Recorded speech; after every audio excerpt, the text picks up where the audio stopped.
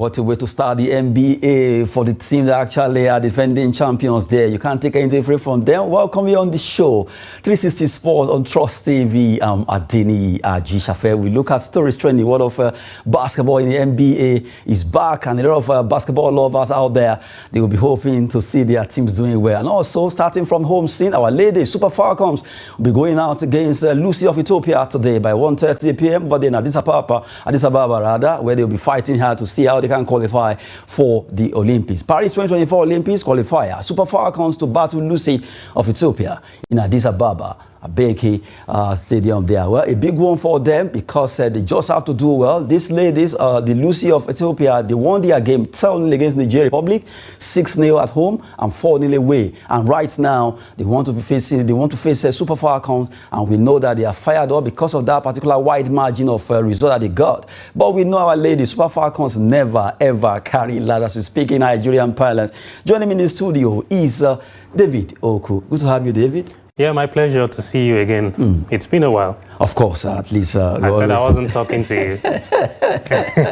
Anyway, good one. Yeah, so right now, much. we look at our ladies. They will be facing Ethiopia today in Addis Ababa. And the big one is the fact that they just have to win this game because this is the first game they will play. Absolutely, they got to win the game. They have to win it. They have to get a very good result against all odds. Some of the players are missing, like we all know, but those who have been invited, I'm rest assured, I'm confident that they can go on and do the job. Ethiopia have been talking tough. Their captain, Abre, said, yeah, we want to win the Super Falcons. We can beat them. But the ball is round, the green pitch is there, and it's 11 versus 11. So let's see what comes out of it at the end of the day. But I'm confident with this side that I saw in Australia. You understand what they are capable of doing. I think Ethiopia, if they get in their groove quickly in the game and get their rhythm, they could get 1 or 2 goals against, the Ethiopians. Another thing about the Falcons, if you want to look at, if we want to go to the other side, is that the backlog of allowances, Adeni, I don't know if you know about that, they've started to pay it, the NFF. But according to reports, what I'm seeing is that those players who didn't feature in Australia and are not on the train to Ethiopia will be sidelined. I don't know why is that, but in the end, if some players are ruled out or if some players do not get a bite of the cherry, that wouldn't be fine. It would be ridiculous. I just hope that is just a report or a story that is circulating in the local press, and that at the end of the day, everyone who is represented and has done well will get what is due. Looking at that, I think right now the ladies are fired up. They know they've always been representing us well, not minding if they are paid or yet. But at times it can be very, very demoralizing when you discover that you work for it and you couldn't get your pay. But this particular game, we have about 5 or 6 home base joining that particular squad there, and we have the leadership of Asisato Shwala, and the rest will be there to also support them. But Wande Wadrom is not around. But we have Madugu, a Nigerian, who is actually has been with them. And a lot of people are saying, with this particular development, the ladies are very used to him, kind of. And wouldn't that have an effect on our ladies? That's another angle, and it's good you've brought it up. I think it's a bad sign. We are going into qualifiers for the Olympics, and the coach is nowhere to be seen. What is really going on between NFF and Randy Waldron? We understand that there is a team that is talking to him currently. And my position is that if Randy doesn't want to coach the Super Falcons anymore, it's easy. He turns in his resignation or whatever. Whatever is being owed, he can always, they know how to do it at FIFA. I am not there, but they know how to do it. Being absent from a game like this, for me, I think it's not a good sign for us at all, and it's not a good sign for the NFF. They need to sort things like this out on time so that the girls can be with who they are used to. They can go out there in the confidence that they have a gaffer on the touchline doing things. Yes, the person who will represent or stand in today, yes, is good, but we need the coach. We need the face of the coach. And I am sure that Randy, who is bonded with this team so well, will be interfacing with them probably online and how things can be going, because I'm sure where he is, he wouldn't want to be left out because his spirit is with the girls. Like he said, it's because of the ladies. That's why he's still coaching in Nigeria. Hopefully, Super Falcons will do well by the time they face Ethiopia by afternoon in that game that will be coming up in Addis Ababa. And it's a tough one because their coach is not around, although they have Madugu to take over from him. We'll just wish our ladies all the best. The return leg will be coming up in Abuja. That should be next week, Tuesday, where they will be playing the second leg of that Paris Olympic 2024 qualifier. Super Falcons, Nigerians are saying go out there and do the business of winning against Ethiopia. They've been talking tough, but it's not about the talk, it's about the doing. Wish them the best there. Right now, we cross over from soccer to the Duncan Slam sport of basketball. NBA regular season is back. NBA Denver Nuggets open NBA season with a win over Los Angeles Lakers. They did well, and it's a good one for the man of the moment, defending champion, and also the man that actually got all the accolades there. Good one for Jokic, Nikolai, being able to score a lot of points there. Let's look at the result and how they scored in that particular those games that were played just earlier today. Los Angeles Lakers, they fought hard in Colorado, but they couldn't win, 107 to 119. Denver Nuggets winning. Jokic 29 points, 13 rebounds, and we see him with 11 assists. Jamal Murray 21 points there. And you look at LeBron James, well, 21 points he scored in that particular game. He tried his best, but it wasn't enough. They lost by 107 to 119. And if you cross over, so over there in Golden State Warriors home in San Francisco, the one they call Bay Arena. Bay Arena was the place, but Stephen Curry couldn't save his team. They lost by extra 4 points, 104 to 108. That actually got Phoenix Suns to win that game. Devin Booker, 32 points. He really booked them well earlier today. 32 points. Kevin Durant, the very, very experienced basketball player, scoring 18 points. And you have Stephen Curry, despite all the Curry put to the rise, they couldn't win that game, 27 points. Let's look at this together, David.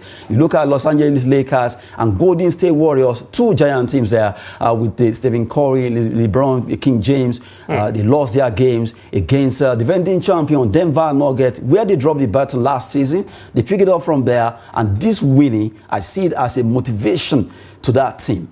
What are they saying to us? We are not giving up our title anytime soon. That's what the Denver Nuggets are doing. It's still a long way to go, but at the start of the season, it's been frantic stuff from them. And look at the man there, Jokic, the Croatian, turning in a triple-double of 29 points, 13 rebounds, and 11 assists. Fantastic turnout there from him. Jamal Murray also supplying with 21 points. It's equally impressive. Even LeBron James, who had 21 points, was not enough to steer LA Lakers to the victory. Superb result for the Denver Nuggets there. And that man, Jokic, still the man. You know, again, they will be looking at this season to turn in the goods. Before the start of the game, you know, they were given their rings, all of the players, for yes, winning I think that ring should be there. At least you saw the diamond, the right? picture of that diamond ring. Let's look at those pictures. Fantastic championship golden ring. They are talking about the NBA, but really, you look at that squad for what they've done last season, talking about Denver Nuggets, and look at that beautiful ring there. That's the NBA championship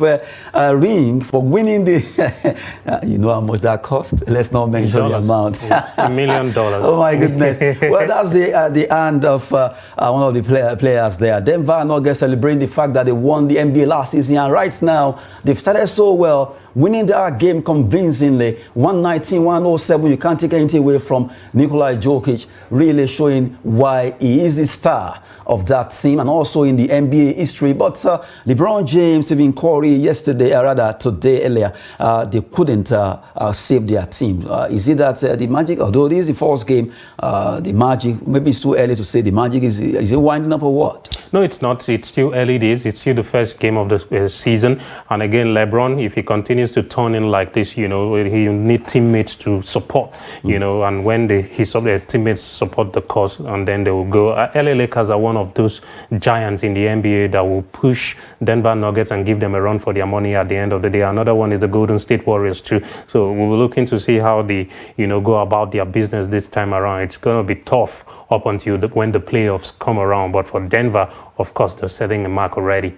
A lot of one there coming from David Okua, guest in the studio, concerning NBA, where right now it has begun. If you love basketball, just continue to watch, because right now the race is still very, very long. It's a marathon, not a sprint for those clubs that will be fighting in all the conferences. We continue to bring you more concerning the NBA there. We cross over From soccer to basketball, now we go back to basketball. It was a big night for UEFA Champions League team yesterday, as all the teams that participated will be looking at the UEFA Champions League, where games were played, and we give you all the results, also how the table is standing after match day 3 in all the groups A, B, C, and D. Let's start with Group A with the result and also the table back to back as we look at it. In Group A, a tough one there for Bayern. They won convincingly 3-1, where you have Coman, Kingsley, and also Hurricane, Musiala, Jamal also scoring in the 8th, 73 and 79th minute. Moro Icardi was able to pull one back, although it wasn't too good for them. They lost out 1-3 at home over there in Turkey. Manchester United, they pipped FC Copenhagen 1-0. Koslov, the rejected stone right now, becoming the, what will I say now, the big one. Maguire Harry, this time around, actually became a savior of that team. He was able to score, and also Andre Onana, the man, also has been castigated and also been labelled because of the fact that the performance has been a bit woeful for Manchester United. But right now, he got it well. The two guys, they were able to become the chief cornerstone yesterday for Manchester United. A good one. Let's start with Galatasaray and Bayern. Yeah, terrific game in Istanbul for Galatasaray. It's not always an easy place to go to. As you can see that they were leveled through Mario Icardi after Bayern had gone ahead. But Bayern having the firepower in the end to score 2 goals. Harry Kane and Jamal Musiala, they're finishing things off. Since Kane has gotten over to Bayern Munich, he's been a monster. And this is the Kane we've known for 8 years now, scoring lots of goals for Tottenham Hotspur. And that's exactly what he's doing at Bayern Munich. They are sitting pretty at the top, 9 points, and just needing just a point to get through to the round of 16. It means they have completed the job even before we've arrived November. So that's superb from them. Gala gave their all, but it wasn't enough for them to challenge Bayern Munich. In the end, that leaves them with 4 points. They go to the Allianz Arena to take on Bayern in the reverse fixture, and we'll look to see how that one happens. Yeah, let me just take over from Manchester United again. Man United and Copenhagen, a game of drama, suspense, intrigue at the end of the day. 2, rejected, or let me put it in quotes, the rejected sons of the house who are now the chief cornerstone in Harry Maguire and Andre Onana. Look at both of them there. You needed to see the scenes at the final whistle. It was reminiscent of Moscow and Barcelona, where Manchester United won the Champions League.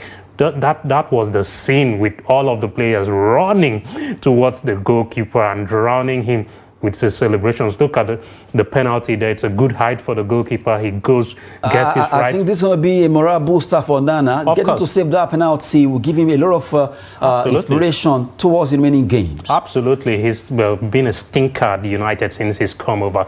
A series of errors. His performance has been error-strewn, but this was the moment. This was the moment for the redemption. Like when the penalty was given, some of the commentators were saying, this is a chance to prove yourself now. And there you go. That's Henrik Larsson's son. Steps over. He just came on as a substitute. He hits the ball well. It's a good height for the goalkeeper. As you can see, he dives down and he parries that away to Manchester United's safety and keeps them alive in the Champions League. Even the stewards can't stop looking at this. The steward turn around to see what's happening there. Who knows? Maybe the steward is a Manchester United fan. A big one there for United fans all across the globe. They're so happy for the fact that 2 players have been labelled with so much names and a lot of banters here and there concerning those 2 players. But right now, they've been able to redeem the image that has been a bit down. But right now, good one for Man United and for Bayern Munich. They've done well. If you go back to that table, you see that they've done the business by making sure they actually make hay while the sun shines. Good one for Bayern,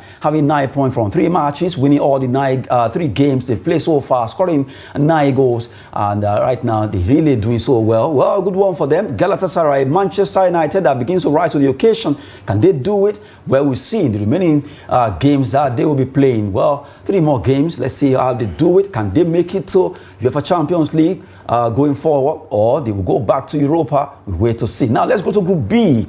Games will also play there, and we look at the result on the table back to back. Let's look at the result of Group B now, where Lens of France, they play 1-1 draw against PSV Eindhoven. Bakayoko scored for them, actually scored first for PSV Eindhoven, while Wahi actually pulled another one to make it 1-1. While Sevilla, they lost at home against Arsenal. Martinelli and Gabriel Jesus scoring those goals, while Gudel was able to score for Sevilla. Well, the king of Europa, well, they seem to have lost lost the touch of playing the UEFA Champions League. This is not their league. Their league is in Europa, like you said, the king of Europa. Sevilla has so dominated that competition that you need to see them there and you lose hope and you say, give it to them, please. Here you go, going down 2-0 against Arsenal at the Ramon Sanchez Pizjuan before Gudiel pulled the goal back, but it wasn't enough. The fight back isn't there. Sevilla has only won twice in all competitions this season, and it's a testament to how bad their form is. Arsenal, what a goal by Martinelli with Gabriel Jesus giving the assist just, before halftime or on the stroke of halftime there, and then Gabriel Jesus finishing the job on the 53rd minute. But the, flying the ointment was when he pulled out injured there. So he's injured as a concern and a worry for Mikel Arteta and Arsenal faithful. But a good win for the Gunners. It takes them to 6 points. And the other game of the group there, Lyon won, PSV Eindhoven won in France. This was Lyon who beat Arsenal, So this is what football is all about. You can beat this one, tomorrow you can draw or lose to the other person. This group is keenly contested. It is tight. I don't know if the luck can just come up a bit. So we'll see how tight it is. Yes. It's an increasingly tight group. That's the Group B. You see Arsenal there, 6, Lyon 5, Sevilla 2, PSV Eindhoven 2. So ahead of match day 4, all the 4 teams are still in it and could still get something better. A big one there for Arsenal, 6 points, 5 points for Lyon of France, Sevilla from Spain 2, Eindhoven with 2. Tough group. In Group B, we look at that with David Oku. Well, really, it's a tough one because it's very, very open for any team here. They just have to tighten their bets more if they want to scale through to the big boys level. Now, we scale through straight to Group C. Games were also played, and we look at the results in Group C there, where we look at all the games that were played in Group C. Well, right now, as we talk about that, we look at Union Berlin losing against Napoli. Napoli, Raspadori was equal to the task for getting them that goal, 65th minute. And you have Real Madrid. They always know how to play Champions League. I still don't understand how Real Madrid always do this. They have that particular touch. Midas touch, I'll call it. Rodrigo, 16th minute. Bellingham also, they just swapped the number, 16-61. Can you imagine that? Yeah, like Richard numbers. Jallo actually pulled one back in the 63rd minute for Sporting Braga over there in Portugal. Well, a big one for Real Madrid winning away. And you look at the way the table is standing right now, they also have 9 points, followed by Napoli without their Victor Osimhen. Braga 3 points. Union Berlin, they are yet to get a point so far. So this group is really edging towards, the team that have been touted earlier when the group was actually picked, that, it's going to be Real Madrid, Napoli, and it seems that's the way it's going now. Yeah, that's exactly the way it's going. And Napoli's win at Union Berlin in Germany, just gives them a little bit of a breather there because they take on the same team at home at Diego Armando Maradona Stadium. Without Victor Osimhen, they've been doing the job, buoyed by their 3-0 success at Hellas Verona over the weekend. They were here to win by 1 goal to nil. Raspadori, no Osimhen, no problem for Napoli, and Rudy Garcia, 3 points in the bag, and they look forward to the next Champions League game against the same opponent. Real Madrid, like you said, the Midas touch is always there. With a striker, without a striker, they continue to do the job. Jude Bellingham continues to be on the score sheet this season for Los Blancos. He's a tremendous player. I think he's one of the world-class English guys I've seen, in years now. Harry Kane is one, but this is another guy who has got everything. Technique is unbelievable. Left foot, right foot, headers, late runs into the box. The way he composes himself to finish is absolutely amazing, and that success there over at Braga, it is a testament to what they are currently doing this season. Real Madrid have been in inspired form. Yes, they couldn't win at Sevilla at the weekend, but they turned on when the Champions League is on, and this is where the heat is on, and Real Madrid loves this heat, certainly. You look at this squad, Real Madrid, and how youthful they are. Seems to be having the experience of. I remember the time of Luis Figo, Ronaldo de Lima, and all of them. The Galacticos. The touch of the Galacticos. Then it seems these young lads are really having that touch again. The experience they've so far shown, despite the fact that they are very young.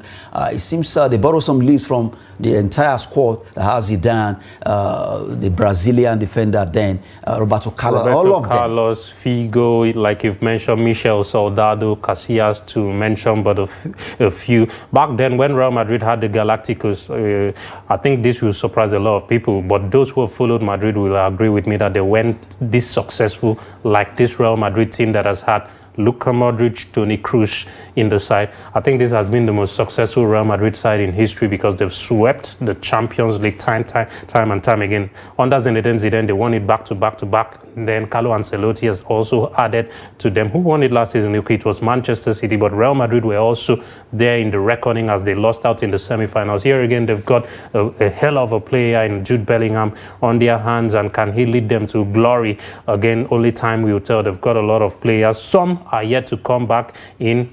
Thibaut Courtois is injured. Vinicius was injured earlier in the season, but he's back here. Look at him there on the screen. If you've got a player like Toni Kroos, Valverde, Rudiger, Luka Modric, and Jude Bellingham added to the side, I think you fear no one, and Real Madrid obviously fears no one. I'm looking forward to the first El Clasico of the season to see what will It's actually edging closer, but it's going to be a tough one because both of them are very youthful, and they have, if you look at the two coaches, Xavi versus Ancelotti, the calm nature of Ancelotti, and that particular experience that Xavi actually have as a footballer, as a footballer, and the one he's having right now as a coach, joined together, it's going to be a tough El Clasico this time around. For sure, it's going to be a tough El Clasico. Barcelona have not been doing badly themselves. They've been winning, though some of their games, they've had to work so hard for it, sometimes going behind 2 goals, as much as 2 goals down. They've had to fight back and come back. Over the weekend when they won against Club Athletic Bilbao, he needed a young star to come in and score a goal by virtually his first touch. So it's a fantastic thing Xavi is currently doing with the Catalans this time around. And I hope that they qualify from their group in the Champions League. Recall last season they exited at the group stages, but now it seems they are on a good path and will qualify. So El Clasico, here we go. Let's see what happens there concerning that particular big one there. But right now, still talking Champions League, let's go straight to Group D, where just games were played. Inter Milan, they did well. Sanchez Alexis scoring in the 19th minute. Calhanoglu, 64th minute with the penalty. Red Bull Salzburg, they were able to pull one back. Also Globe there. And then you have Benfica losing at home against Real Sociedad. Mendes was able to score for them in the 63rd minute and taking that to the log table. It's a big one for Benfica right now, not doing well at home. Let's look at the way the table is standing in Group D. Well, while we're still waiting for the table, just looking at this, are you not surprised that Sociedad actually defeated Benfica at home? Yeah, a bit surprised. Sociedad has been informed this season, but Benfica, we know they are traditional Champions League side, and even when, you know, they go out in the latter stages, these group stages, they usually negotiate it with good performances, especially at the Estadio da Luz. It hasn't happened for them this season. If you look at the log, they are not sitting pretty at all there, and they would need to start bringing in the points as soon as possible for Inter. It was a 2-1 success at the Giuseppe Meazza, a good win for them. That takes them to 7 points, to tied on points with Real Sociedad. It's a good campaign for the Nerazzurri so far. I think they are topping in Serie A too, so it's been domestic football on form, and in Europe they are also in form too. So fantastic one for them there. We'll see how it goes with the return of fixtures. But for Real Sociedad, is it the side that is punching above their weight? Recall we also have a Nigerian player there in Sadiq Umar, though he's yet to kick a ball as much as he would have loved. Returning from an ACL after 8 months out, he would need time to they would ease him into the team and time to play games. But I'm also delighted that he's back in the fold there, and probably we could see him in Ivory Coast, not Cameroon, in Ivory Coast. We saw him in Cameroon. We could see him in Ivory Coast if he gets more minutes as we edge closer to the Africa Cup of Nations. A good one there. Let's look at the way the table is right now in Group D, as we just talked about the result there. Really not good, looking too good for Benfica in that group at all. It seems they are not ready to actually do well there. Let's have Group D table place so that we can get this done once and for all. You look at the fact that when it comes to football, Benfica they always come around. They are always there, like Shakhtar Donetsk of this world. But this time around, they are not getting it right at all. So Sociedad topping that group is a shocking one, even ahead of Inter Milan, or goal difference now. They score 4 goals. They only allow 1 in. 4 goals for 4 goal against 1. Inter Milan goes for 4, and then you have 2 that conceded. And you have Salzburg also scoring 3 and conceding 4 with a -1. And Benfica, they've actually considered 4 goals, and yet to score even a single goal and losing all the 3 matches? I think it might not be mathematically impossible for Benfica to make it, but when you look at the circumstances and the scenario and the circumstances they are currently in, you would say it's goodbye to Champions League football. They can only fight for a place for the Europa League, because as it stands now, teams have got 7 points, and the other one, Salzburg, 3 points, and Benfica 0 points after 3 matches played. Are they going to win the next 3 games? It's looking...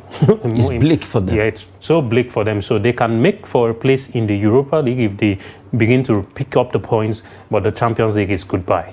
Well, really a big one for Benfica. Despite the history they have there, they seem to be struggling this season. They just have to get it right. If they are to move away from Sporting Lisboa Stadium, they are, well, not too good for them. But for Inter Milan, and also surprisingly, Real Sociedad, they are doing well in the UEFA Champions League. Just give you all those results. Also, table. We'll also touch on the NBA, where Jokic is back with his scoring prowess when it comes to basketball. And our ladies, Super Falcons, will be playing in the Paris Olympic 2024 qualifiers today against Ethiopia in Addis Ababa, precisely by 1:30 p.m. Big match that will be coming there. Wishing them the best. And for David Oku, thanks so much for coming on the show. Yeah, always a pleasure. Thanks for the opportunity. Good to see you again too. Of course, at least it's good to be back with you. Yeah. Well, I'm Adeni Ajisha. Sport is always business and fitness. Thanks for watching.